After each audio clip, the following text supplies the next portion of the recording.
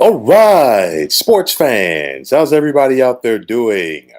William Martin coming at you one more time here on YouTube with another edition of the 300 Pounds of Sports Knowledge Podcast.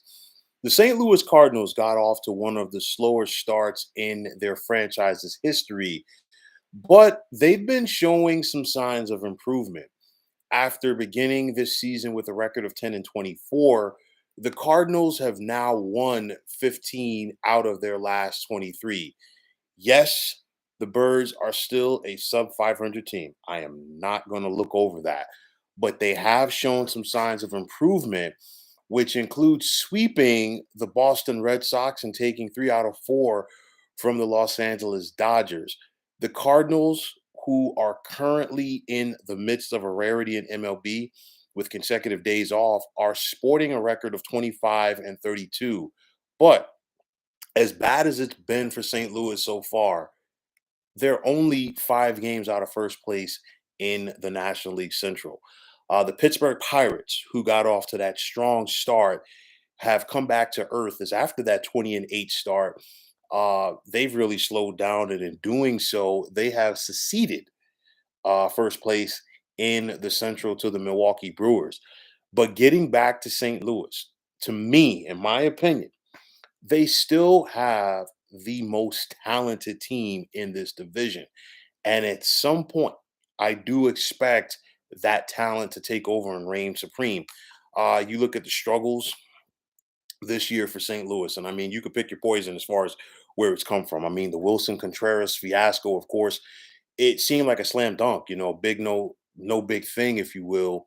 You go out there, you give Contreras the big contract to come in there and replace a legend at catcher in Yadier Molina. And, we saw the fiasco where, he got benched, moved to DH, moved to the outfield, infield, equipment manager, you name it, until it looks like now, he's still going to be the catcher for the Cardinals.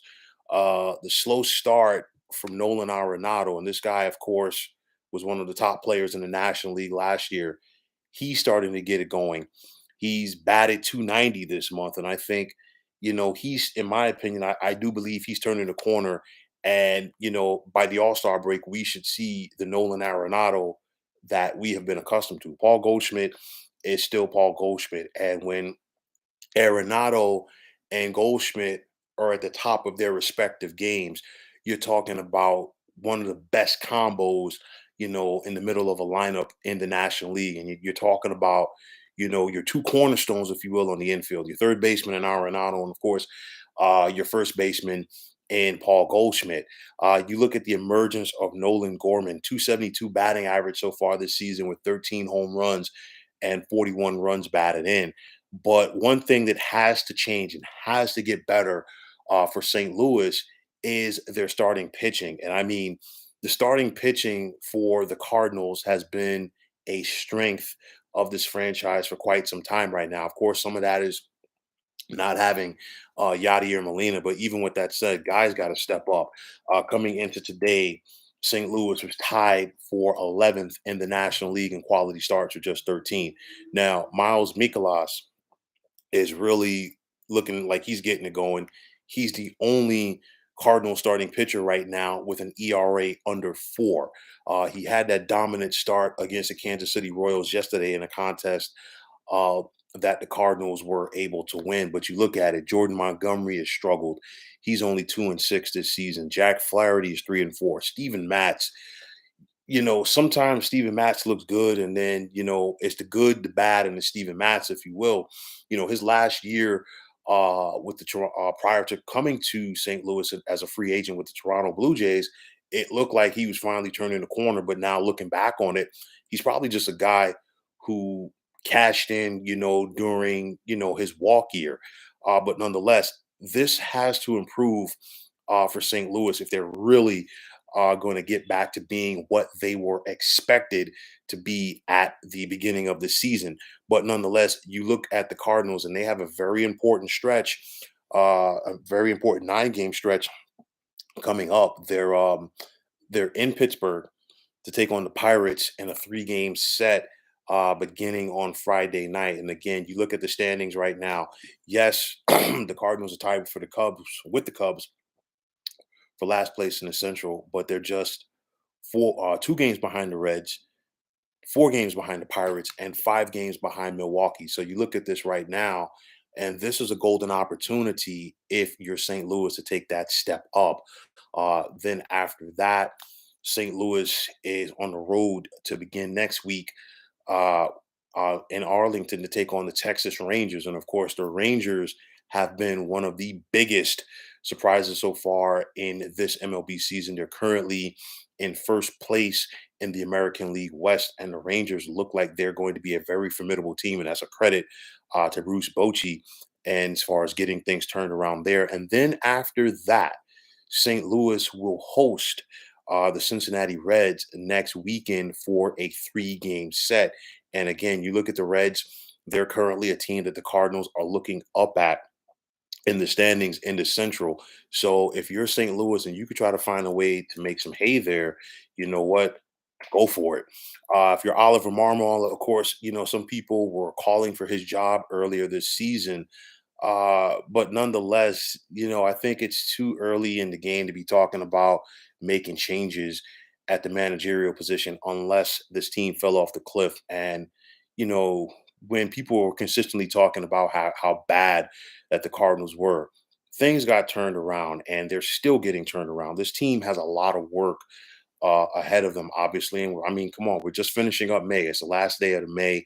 We still got plenty of baseball ahead of us. And with that said, the Cardinals are going to have opportunities to get it done. But of course, this season, you have to emphasize a little bit more the divisional games because instead of 19 games versus each divisional opponent, it's only 13 this year. I really hope that MLB will go back to the 19-game format as opposed to having everybody play everybody. I've expressed my opinions on that in the past, but nonetheless, you got to take care of your business against your divisional opponents when you face them. So St. Louis definitely wants to go out there, and I say that because things are still tight. Obviously, nobody's really distance themselves in any division around baseball at this point. I mean, even as good as the Tampa Bay Rays are, the Baltimore Orioles and New York Yankees are right there behind them in the American League East. So nobody's distanced themselves.